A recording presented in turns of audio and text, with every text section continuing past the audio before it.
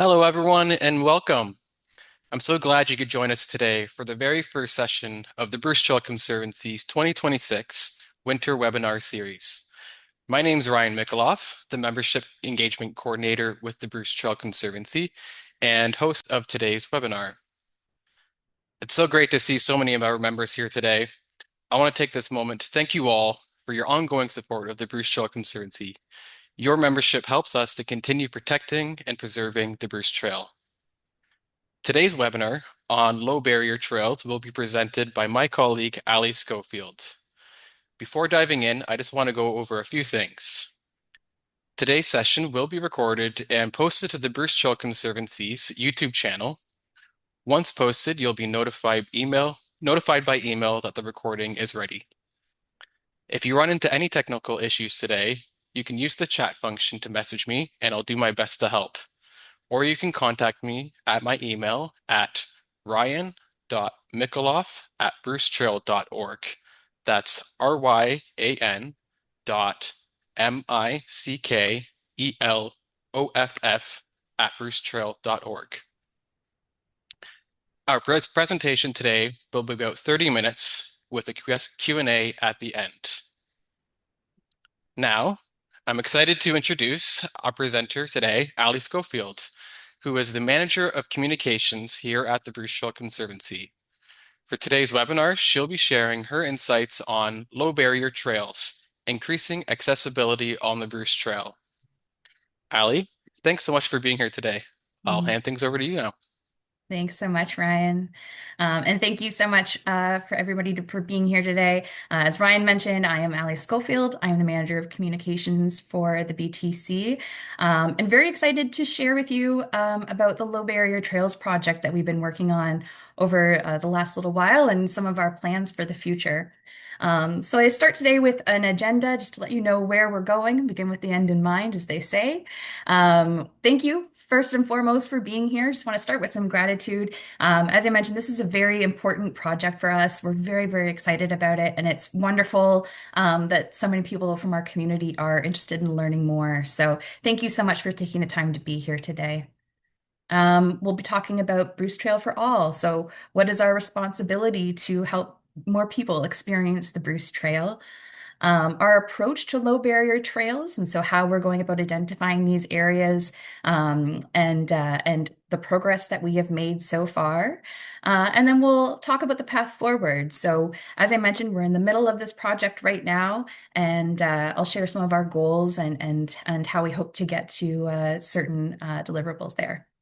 So, first and foremost, the Bruce Trail has a unique experience to offer. If you are on this webinar, you're a member of the Bruce Trail Conservancy, you know just how special a place it is. It is one of the most biodiverse regions in Canada and North America. It is, home to amazing geology and just, a really special feeling that I think has been generated by communities across the Niagara Escarpment for the last 60 years. So we want to ensure that as many people as possible are able to derive the benefits of spending time in nature along the Bruce Trail. We know from a bunch of research that has come out in recent years that spending time in nature is good for both your mental health and your physical health. And so we want everyone to have that opportunity, and particularly on the Bruce Trail. And also at the Bruce Trail Conservancy, we believe that we have a responsibility to remove barriers to participation. And sometimes those, and in this case, sometimes those are physical barriers, and other times they're a little bit different. So one thing that we'll talk about today is the barrier of information. And so that's what we are hoping to bring to our community through this project. So low barrier trails. First and foremost, it is important to just clarify that the Bruce Trail is classified as a wilderness trail. This is because it is very rugged. As you know, it follows the Niagara Escarpment. It traverses up and down the escarpment several times. It can be, very rugged, very challenging. So this means that the Bruce Trail is not subject to some of the same accessibility requirements of other public trails in Ontario. So very, very important just to make that distinction from the beginning here. We are right now looking for areas along the main and side trails that meet certain criteria, and I'm going to get into that criteria in a few minutes. And we're going to provide information to help explorers make the right choices based on their mobility and energy. So, who are low barrier trails for? They're for everyone. As I mentioned, these are places on the Bruce Trail that already exist. So, chances are, if you've done an end to end or if you've explored, especially in the southern sections, you've probably been on an area of the Bruce Trail that is a little bit more accessible and what we would consider low barrier. But we also want to make sure that these are areas that are identified for people looking for low impact exercise. So exercise that's easier on the knees, on the body, just generally. And then also for those who have varying levels of mobility, including those who use mobility devices such as canes, walkers, and wheelchairs. So, first steps for our low barrier trails project. So, in the summer of 2024, we received outreach from some members of our community. There was one woman in particular I spoke to whose son uses a wheelchair, and she had taken him to the trail, and they had got pretty far, but they were kind of stymied when they reached a couple of steps. And so, that really started this conversation about where do these low barrier trail areas exist? In the fall of 2024, we made some connections at the World Trails Conference when we went there into Ottawa. We met with trail organizations from around the world, but also with accessibility experts and accessibility consultants. And I'll share some more about some of those relationships that we developed at the World Trails Conference in a few minutes. And then the spring of 2025, we started to work with the clubs to get their input on where low barrier areas may exist along the trail. So this is right in front here. This is Julie Sawchuk. She is an accessibility consultant. And we had the good fortune of meeting her at the World Trails Conference in Ottawa and engaged her to come down and talk to our team, as you can see all their happy, smiling faces here earlier last year. And she shared a lot of insights with us that really are helping us begin this journey. So there you can see Julie at the World Trails Conference. She's provided insight into how to make trails more accessible, what makes them more accessible. And the first step, and you'll hear this again, is information. So this is where really we are starting. Um, she also let us know and kind of really illustrated for us how accessibility equals energy. So Julie, she ran marathons, she did triathlons, she was an athlete, and she had an accident that changed her mobility. And so one of the things that she describes to us is first just in her home, how she realized that when she started using a wheelchair, her home was not designed for a wheelchair user, and it would just zap her energy really, really quickly. And she, of course, experienced this out in the real world, out in everyday life in the public sphere and in nature. And so one of the things that she imparted to us is just accessibility equals energy. And of course, no one knows what kind of energy they have except for the person they are. So qualitative information supports the dignity of people with varying degrees of information or mobility, rather. So providing that information helps them make the right choices for them in terms of where they would like to go and what they feel like they're able to do. And the big one here is progress over perfection. And this is something that, really drove home for us. We sometimes like to have a project all wrapped up and ready to launch with a big, kind of tied with a bow. But with this, we really want to engage the community and we want to share with you how we are going about this project and the progress that we've made so far. Again, we want people in our community with varying levels of mobility to know that we are thinking about this and that we want their input. You can read more about Julie and her work in the summer 2025 issue of Bruce Trail Conservancy magazine. That can be found on our website in the Who We Are section. I had the very good fortune of talking to Julie for that article and getting to know her a little bit more and asking her some more personal questions just about her connection with nature.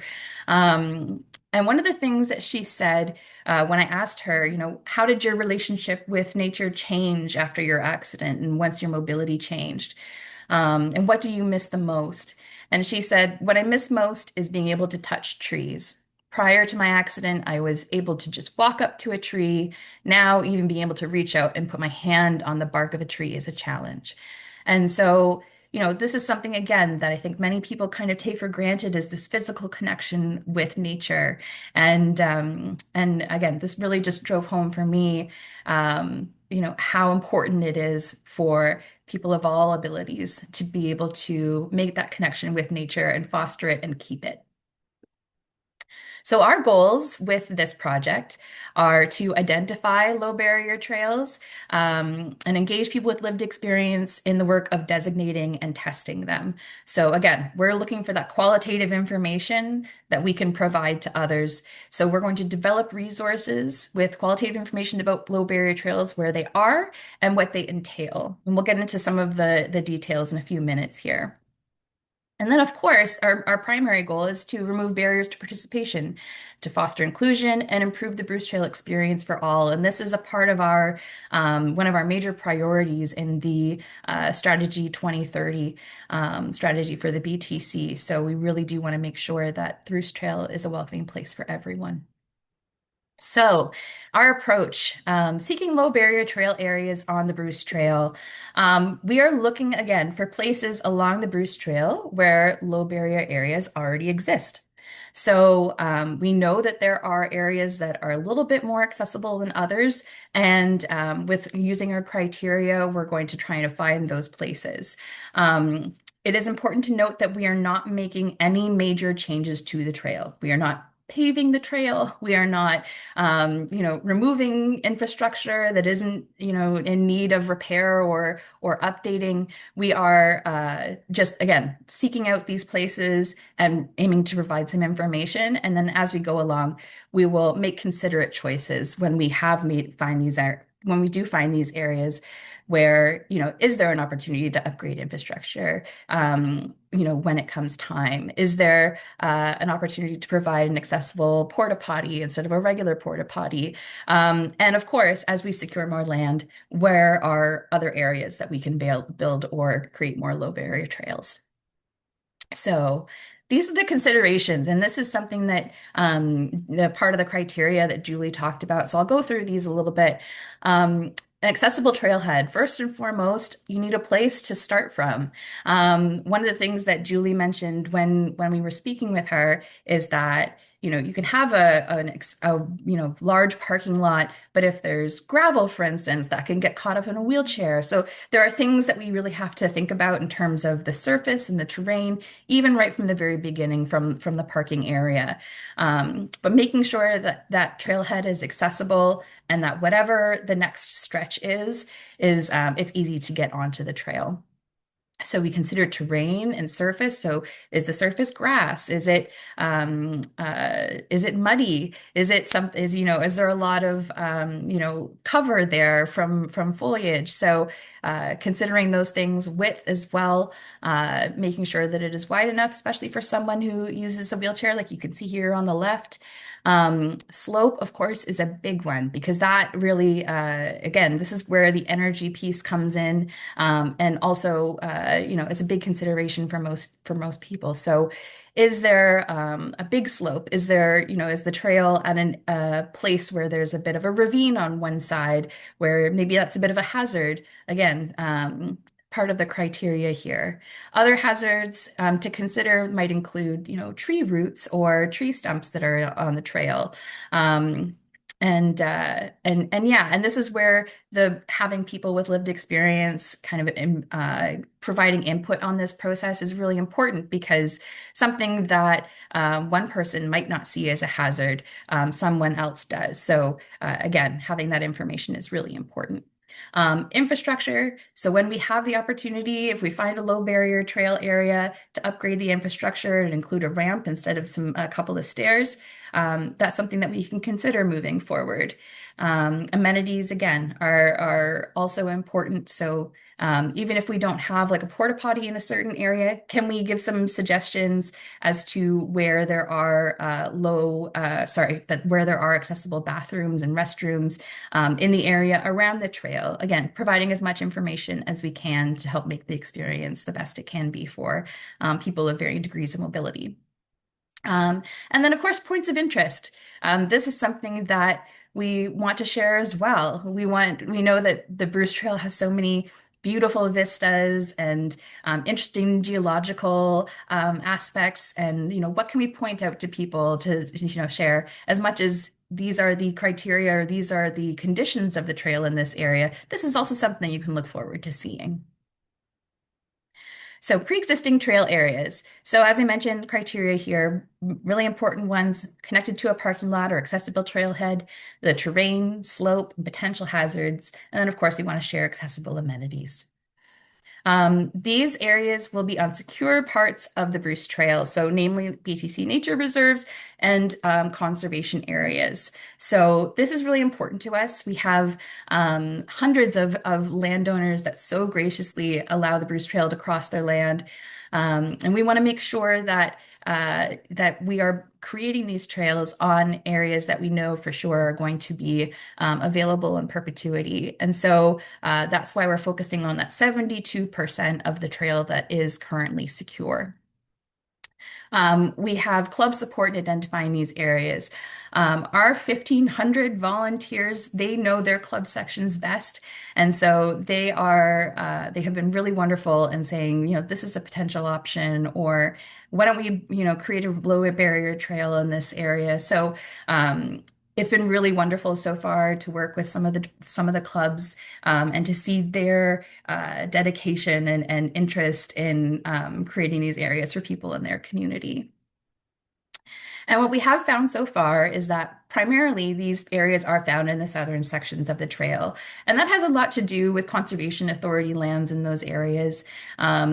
Because they, and a lot of times, are subject to certain accessibility standards within Ontario. So where the trail crosses through some of those areas, we know that there are a few low barrier areas that already exist.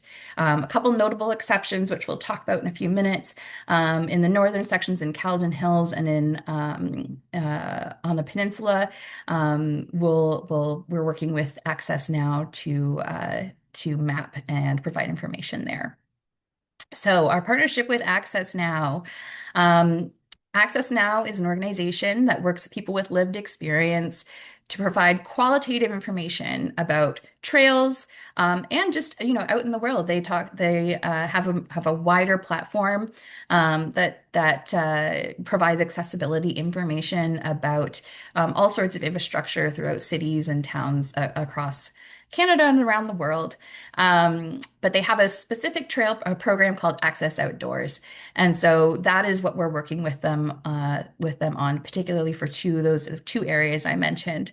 So they provide qualitative information about access points, terrain, amenities, hazards, and points of interest. And they give people the information they need, of course, to choose the outdoor experience that is right for them. So their process, first they start to understand the land, so gather information about the size and complexity of the property. They map for accessibility using the Access Outdoors collector tool. Now this is like an app where as they go along the trail, they can take pictures of certain hazards or of the entry point.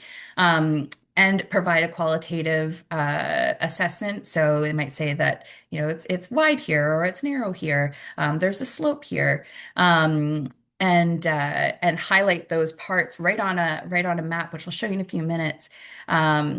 They engage, again, local people with varying levels of ability to conduct the mapping assessment of these properties. And then we share the results through Access Outdoors. So these are publicly available. This is publicly available information.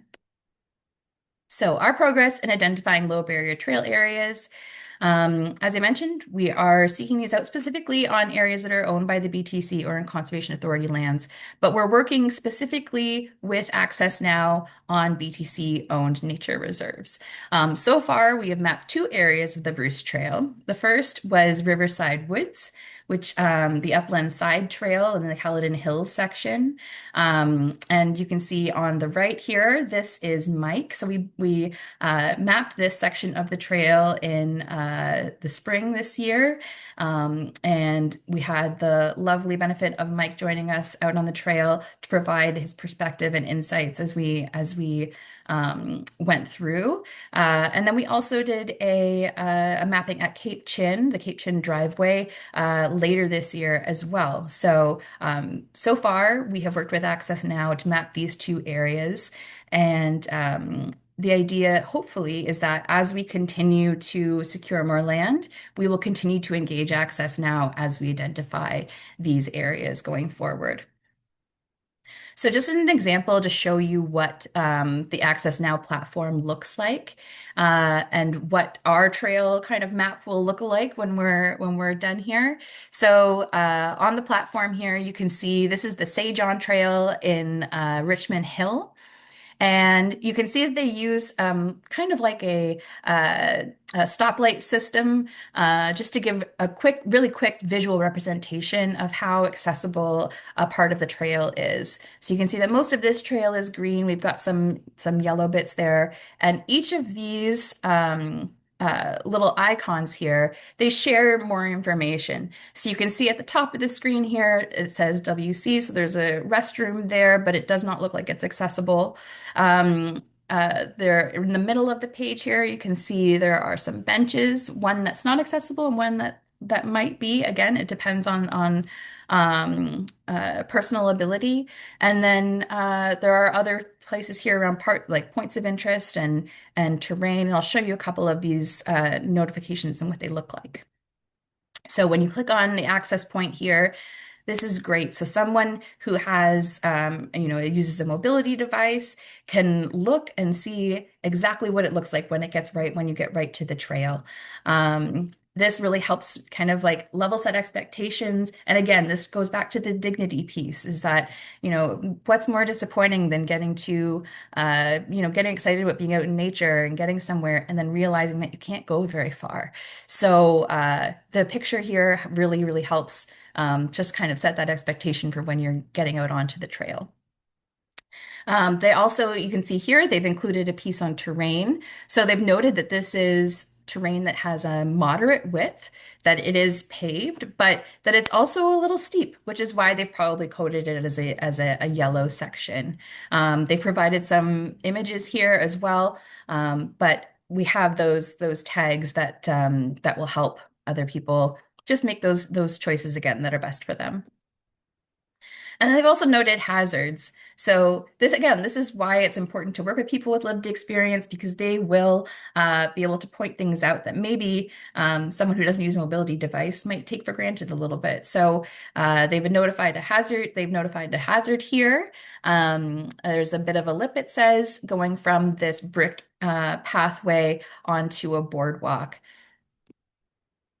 So, in speaking with Mike as we went through the Upland Side Trail at Riverside Woods, one of the things that he said, especially as we reached this kind of beautiful vista, was that everyone wants this Instagrammable moment, which is kind of a modern way of just saying, like, you want to experience beauty, you want to see what there is to see, and to have those experiences that others have, regardless of your mobility. And I will say, again, going back to how this is, really about personal choice and making the choices that are right for you and your mobility. It was a bit of a slog to get Mike to this summit area. It wasn't a huge hill, but it was enough that we kind of had to work together to get him there. But he was very grateful that we did. And so again, people can make choices depending on what kind of information we're able to provide.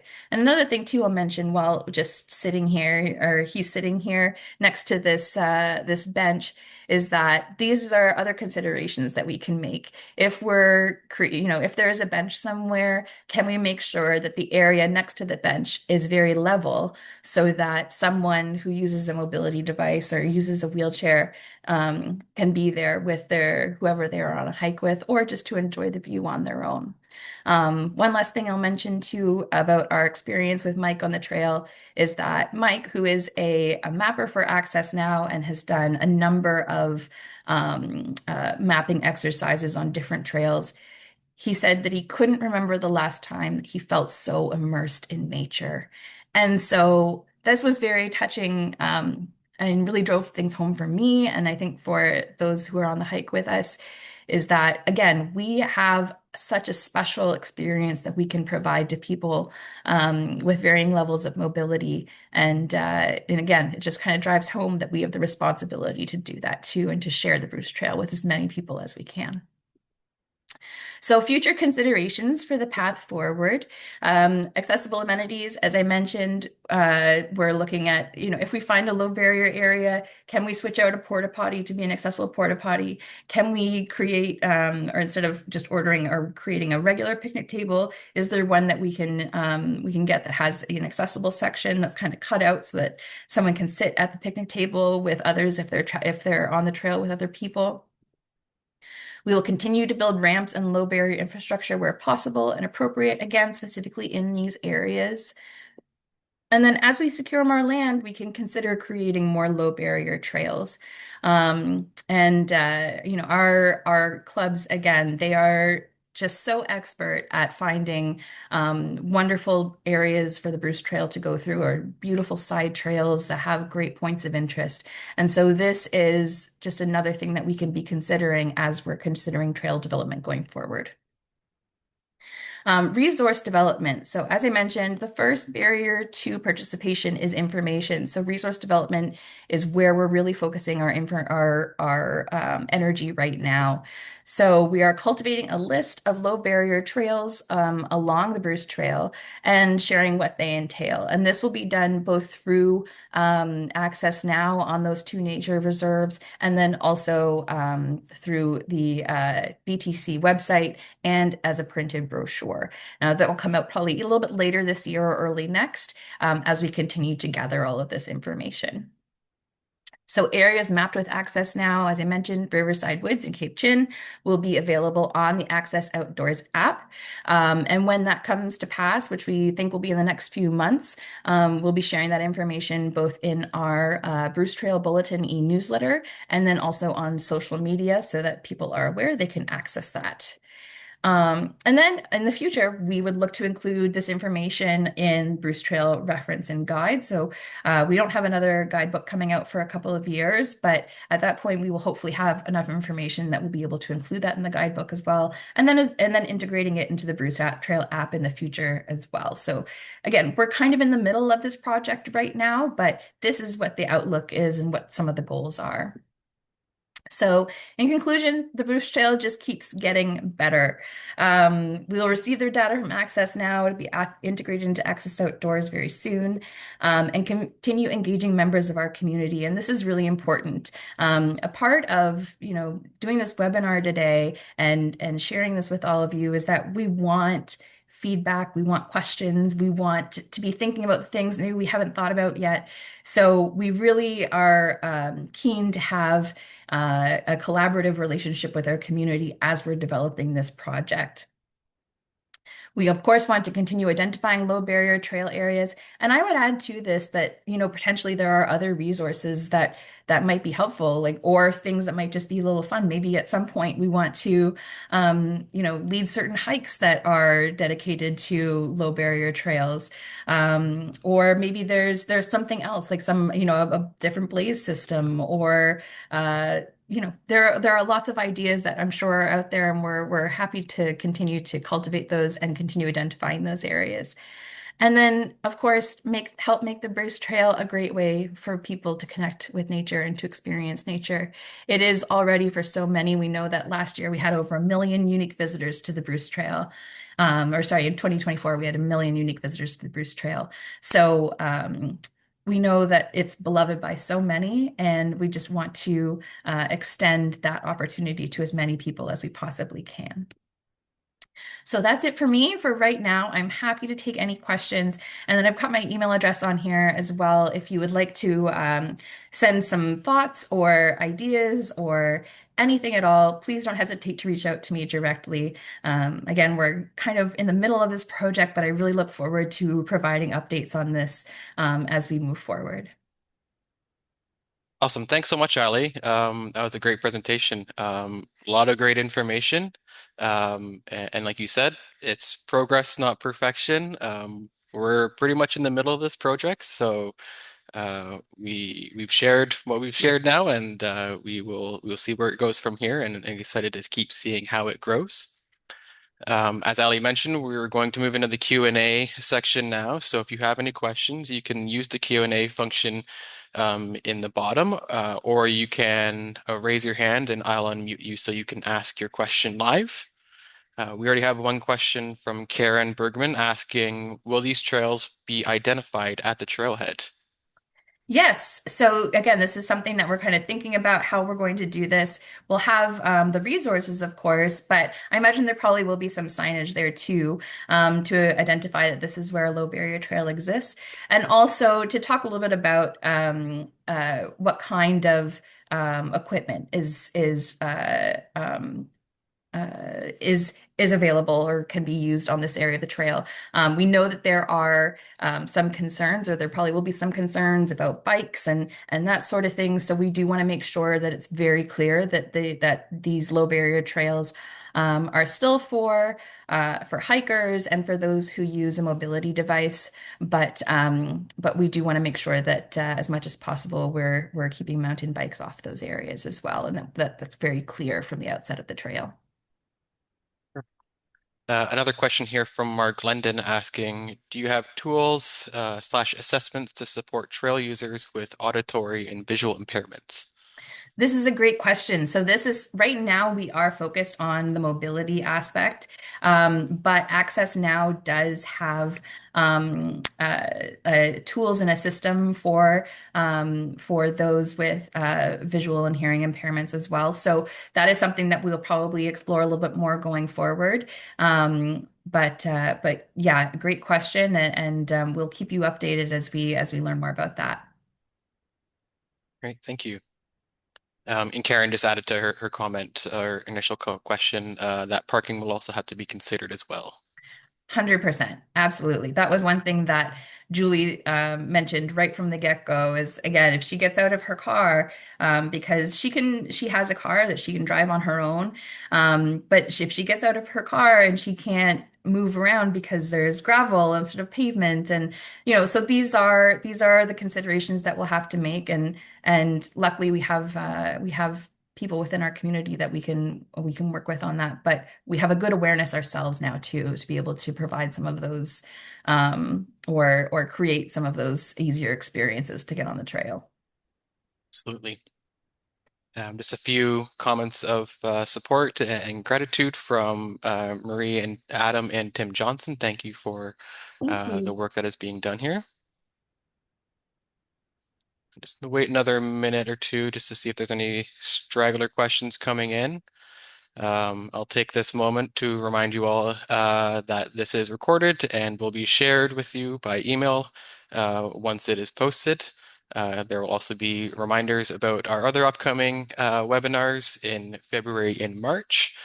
So if you have not registered for those, they are open, and the links for those registrations will be shared with you in the email.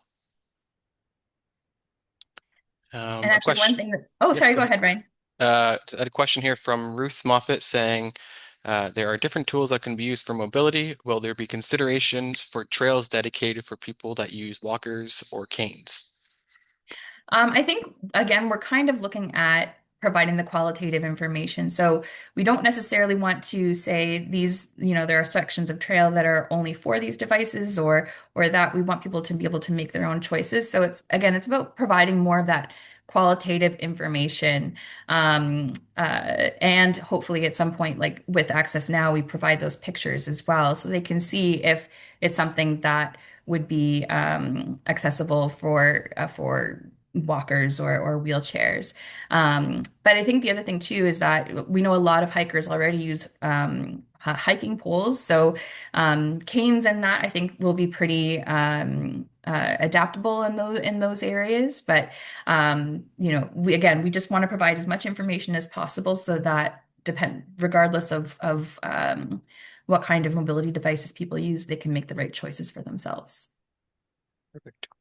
A question here from Ann Woodhouse asking, if we have a section of trail that we think could be considered low barrier, who do we contact? Me. Yeah, you can contact me.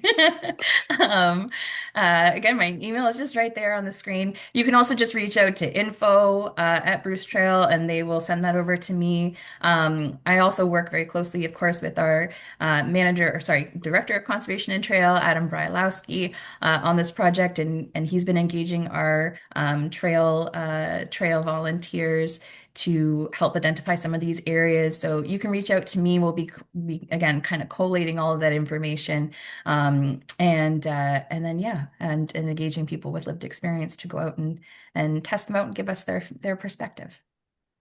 Perfect. Thank you. Yes, please do. If you see an area and you feel like it's a good candidate for a low impact trail or low barrier trail, please reach out. This might be our last question here from Mark Glendon again asking, do any of the clubs currently offer or plan to offer low barrier hikes? That's a great question. At this point, I think that there are probably, especially in Caledon and in the peninsula, there's some interest there for sure. But we don't know for sure yet what that's going to look like. But I can imagine that once this program is really off the ground, that we'll start to see some of that. So I would love that myself. I think that that would be such a wonderful thing to offer, and I appreciate the suggestion. Great. Well, no more questions have come in. If anybody does have a question, oh, I may speak too soon. I hear from Lizzie asking, eventually, as the list of low barrier areas is published, will you be putting together a list or plan for outreach to targeted organizations that support seniors' activities and those people with disabilities? Or will local clubs take on that kind of activity?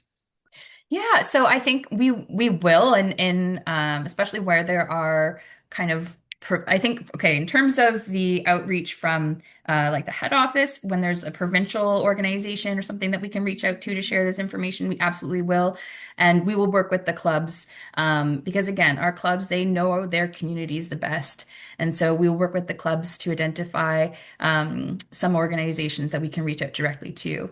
And I think that you've also just raised a good point that I didn't quite touch on as much here is that people of all we have an aging population in Ontario too, and as people get older, we want them to continue to get exercise on the Bruce Trail and continue to enjoy the Bruce Trail and as much as they have previously. So that's another reason why these trails are so important is just again for as long as possible making sure that people can access nature and enjoy what a special place the Bruce Trail is. Awesome. Well, I think we'll end it there. If anyone does have any other questions, they can reach out to Ali. I'll include her email contact in the follow-up email, so you'll all receive her email. I just want to take another chance to thank you all for being here today and participating in this webinar. And then another thank you to Ali one more time for sharing your expertise on this topic. We're looking forward to seeing what more happens with this in 2026. Thank you. I look forward to providing further updates as we get further along in this project. Thank you so much, everyone, for being here. And yeah, take care. We'll talk soon. Take care. Bye now. All right. Bye-bye.